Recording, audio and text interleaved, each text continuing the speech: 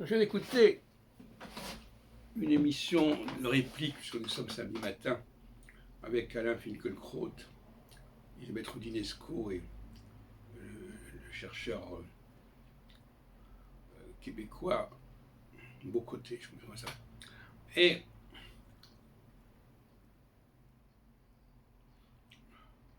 on nous parle de souverainisme, on nous parle de la voie identitaire. Et astrologiquement, puisque c'est quand même dans ce cadre-là que j'ai l'intention de vous parler, astrologiquement, l'alternance entre des périodes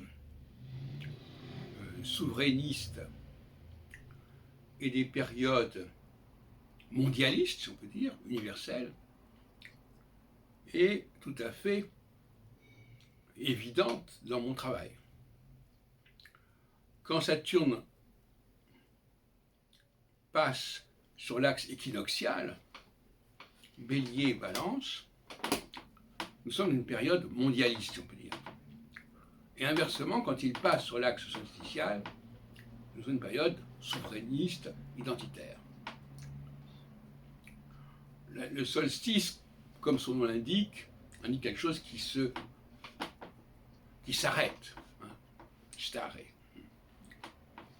L'équinoxe est beaucoup plus ouvert. Bon. Il n'arrive pas à un terme. Il n'a pas le sens que les choses doivent s'arrêter.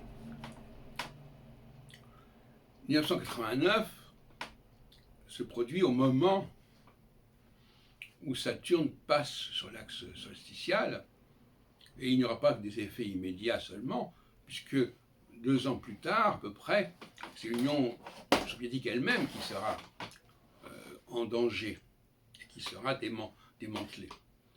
Donc, je vous ai déjà dit, je suis contre une astrologie qui croit qu'elle ne peut fixer que des dates précises, alors qu'elle doit fixer des phases. Ça, c'est la grande erreur d'André Barbeau. De dire, voilà, c'est telle année. Bah, bon, il a fait ça quand il était très jeune au départ. Voilà, Saturne-Neptune, c'est telle date, voilà,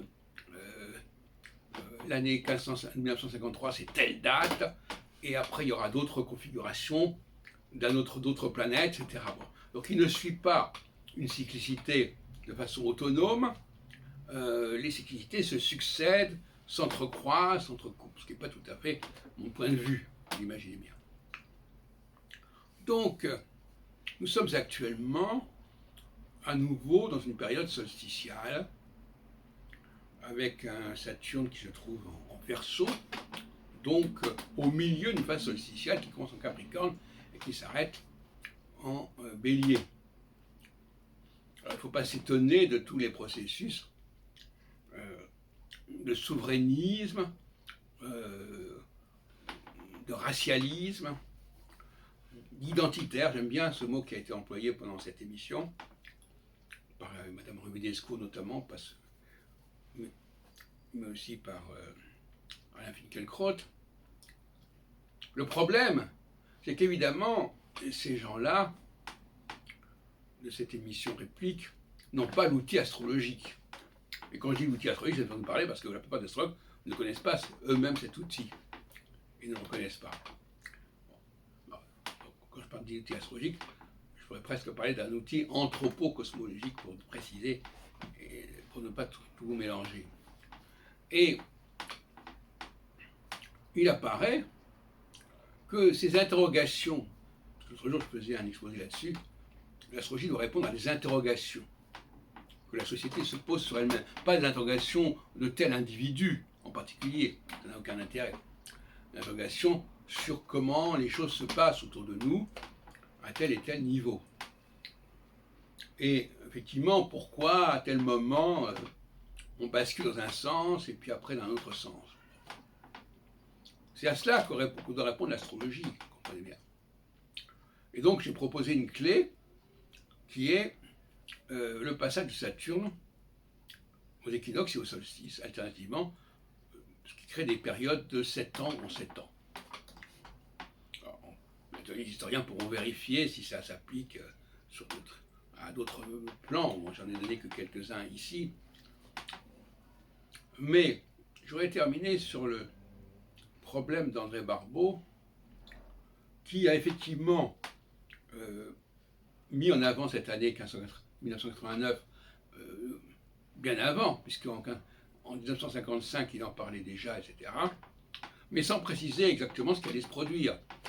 Alors, si c'est important, c'est bien gentil, mais ça peut être important dans un sens et important dans l'autre. Si on ne précise pas si c'est A ou B, c'est une prévision qui est un petit peu limitée et qui n'a que le mérite de sa localisation géographique, qui, à mon avis, est très relative. Parce que, par exemple,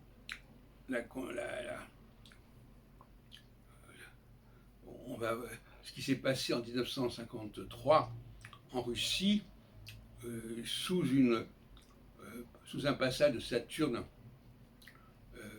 aux équinoxes, n'a pas concerné que la Russie, mais a concerné notamment l'Union européenne, le marché commun.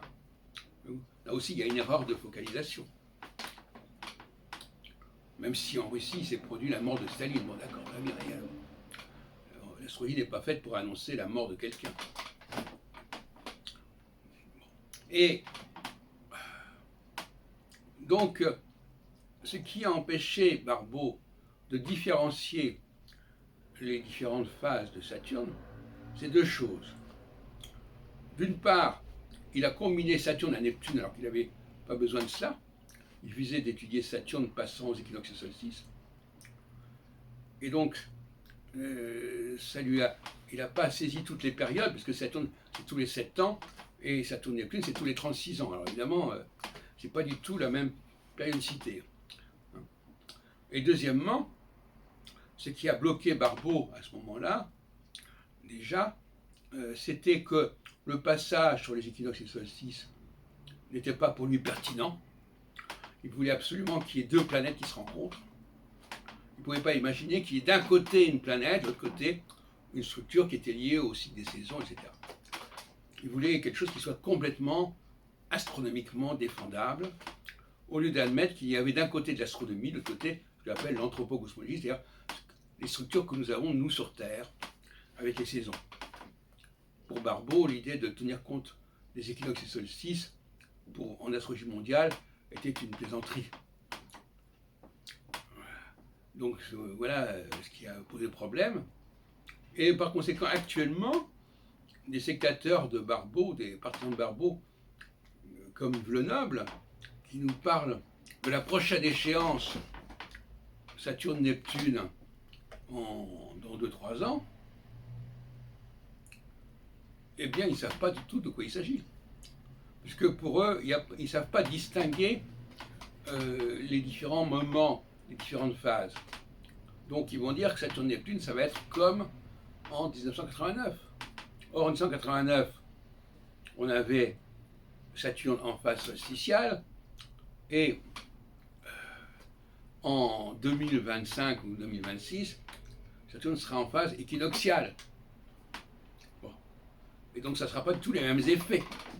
Et donc là, ils vont aller dans le mur, puisqu'ils vont mettre sur le même plan deux configurations saturniennes qui sont opposées dans leur conception, dans leurs effets.